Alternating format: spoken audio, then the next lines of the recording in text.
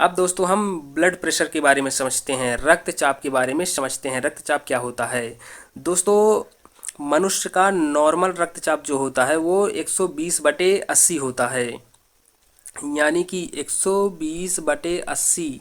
इसका मतलब है कि दिल से जब शरीर की ओर रक्त जाएगा, दिल से शरीर की ओर जब रक्त जाएगा तो 120 की स्पीड में जाएगा, 120 मिलीग्राम की स्पीड में जाएगा। और जब शरीर से दिल की ओर वापस आएगा, शरीर से हृदय की ओर वापस आएगा जब रक्त, तो 80 मिलीग्राम की स्पीड से आएगा। ये होता है ब्लड प्रेशर। दोस्तों हाई ब्लड प्रेशर किसे कहते हैं? हाई ब्लड प्रेशर में ब्लड प्रेशर जो है तो बढ़ जाता है, इस प्रकार से बढ़ जाता है। ऊपर वाली चीज़ें बढ़ जाती है, नीचे वाली भी चीज़ जो है तो बढ़ जाती है। ये होता है हाई ब्लड प्रेशर, इसे हाइपर टेंशन कहते हैं।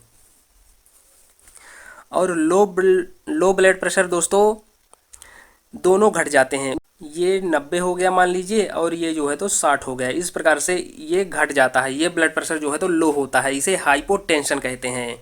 तो इस प्रकार से आप लोगों को समझना है। दोस्तों रक्त दाब को नियंत्रित करने के लिए दो हार्मोन्स निकलते हैं, हमारे शरीर से दो हार्मोन्स निकलते हैं, जिसे थायरॉक्सिन कहते हैं और एड्रीनलिन कहते हैं। थायरॉक्सिन हार्मोन्स जो होता है दोस्तों तो ये घटाता है, अगर ब्लड प्रेशर बढ़ गया तो ये कंट्रोल करने के लिए घटाता है। और एड्रीनलिन जो होता है ये घटे हुए ब्लड प्रेशर को बढ़ाता है, ये बढ़ाने का काम करता है। इस प्रकार से दोस्तों इन दोनों हार्मोन्स को आप लोगों को ध्यान रखना है। इन हार्मोन्स को नियंत्रण करता है मेडुला ऑम्लंगाटा। दोस्तों मेडुला ऑम्लंगाटा ये ब्रेन में पाया जाता है। जब हम ब्रेन पढ़ेंगे तो इसके बारे में हम डिटेल में पढ़ेंगे। फिलहाल अभी आप इतना जान लीजिए कि इन दो हार्मोन्स को कौन करता है, तो मेडुला ऑम्लंगाटा। और ये दो हार्मोन्स जो होते हैं ये ब्लड प्रेशर को कंट्रोल करते हैं। इस प्रकार से इन चीज़ों को आप लोगों को ध्यान रखना है। अब दोस्तों महत्वपूर्ण तथ्य के बारे में समझते हैं। रक्तदाब मापन यंत्र कौन सा होता है? रक्तदाब को किसमें से मापा जाता है? तो दोस्तों ये स्फिग्मोमैनोमीटर के द्वारा मापा जाता है। पहली बार हार्ट ट्रांसप्लांट किसने किया था? तो क्रिश्चियन बर्नार्ड ने किया था। हृदय के ऑपरेशन को बाईपास सर्जरी कहते हैं। दोस्तों एक बार धड़कन में 70 ml रक्त जो है तो पंप होता है। 1 मिनट में 72 बार हमारा दिल धड़कता है।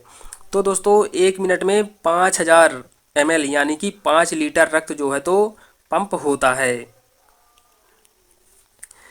अगला है दोस्तों वाल्व खुलने और बंद होने से जो आवाज़ निकलती है वो आवाज़ लपडप की होती है। Valve pulmonary valve, tricuspid valve, bicuspid valve, ये जो वाल्व मैंने बताया था इनके खुलने और बंद होने से जो आवाज़ निकलती है वो लपडप की आवाज़ होती है। रक्त वाहिनी की खाली जगह जो होती है उसे ल्यूमेन कहते हैं। दोस्तों जैसे ये मोटा पाइप हो गया महाधमनी का, मान लीजिए ये महाधमनी का मोटा पाइप हो गया, महाधमनी हो गई यानी कि रक्त वाहिनी हो गई जिसमें रक्त बहता है। तो इसकी ये जो खाली जगह होती है बीच वाली, ये जो बीच वाली खाली जगह होती है इसे ल्यूमेन कहते हैं। यहीं पर दोस्तों इस प्रकार से कोलेस्ट्रॉल जम जाता है। कोलेस्ट्रॉल यानी कि ऑयल तेल और जो होता है वो अगर जम गया तो हार्ट अटैक आने के चांसेस बढ़ जाते हैं। तो इसको आप लोगों को ध्यान रखना है। ऐसी जगह जहां शुद्ध और अशुद्ध रक्त मिलते हैं, शुद्ध रक्त पाया जाता है और अशुद्ध रक्त पाया जाता है, वो केशिकाएं होती हैं। हृदय स्पंदन अनैच्छिक क्रिया होती है। हृदय स्पंदन यानी कि हृदय की धड़कन, हृदय जो धड़कता है वो अनैच्छिक क्रियाएं होती हैं। अनैच्छिक का मतलब होता है अपने आप ही चलती रहें, हमारे इच्छा के अनुसार ना चलें। तो हृदय जो होता है वो अनैच्छिक क्रियाएं होती हैं, अपने आप ही धड़कता रहता है, उसमें हमारा कोई हस्तक्षेप नहीं है। अगर हम बोलेंगे कि हृदय तू रुक जा तो वो रुकने वाला नहीं है, अगर वो रुक गया तो हमारी ज़िंदगी रुक जाएगी। इसलिए हृदय जो है तो हमेशा चलने वाली चीज़ है, जब तक हम मरेंगे नहीं तब तक वो धड़कता ही रहेगा 24 घंटे बराबर। इसके बाद दोस्तों थायरॉक्सिन और एड्रेनलिन जो हार्मोन होते हैं वो हृदय के स्पंदन को कंट्रोल करते हैं। दोस्तों प्रथम अंग भ्रूण में जब गर्भधारण के दौरान माँ के पेट में बच्चा 19 से 20 दिन का होता है, जब गर्भधारण के दौरान बच्चा 19 से 20 दिन का होता है तो उसी समय हृदय का बनना शुरू होता है। हृदय बनना जो है तो शुरू होता है। तो कहने का मतलब है दोस्तों कि जब बच्चा पेट में रहता है तो सबसे पहला कौन सा अंग बनता है, तो वो हृदय होता है। गर्भधारण के 19-20 दिन बाद ही हृदय बनना शुरू हो जाता है। तो इस प्रकार से दोस्तों इन चीज़ों को ध्यान रखना है आप लोगों को। इसके बाद दोस्तों हम यंत्रों के बारे में समझते हैं, कौन से यंत्र से कौन सी चीज़ मापी जाती है। स्टेथोस्कोप, इसमें से हृदय की धड़कन को मापा जाता है। वयस्क मनुष्यों के हृदय की धड़कन जो है तो दोस्तों 72 बार पर मिनट होती है, यानी कि 1 मिनट में 72 बार धड़कता है। बच्चों में 150 बार धड़कता है, 1 मिनट में 150 बार धड़कता है।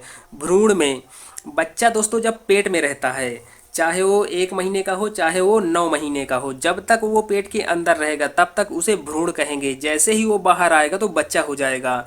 जब तक अंदर है तो भ्रूण रहेगा, जैसे ही बाहर आएगा तो वो बच्चा हो जाएगा।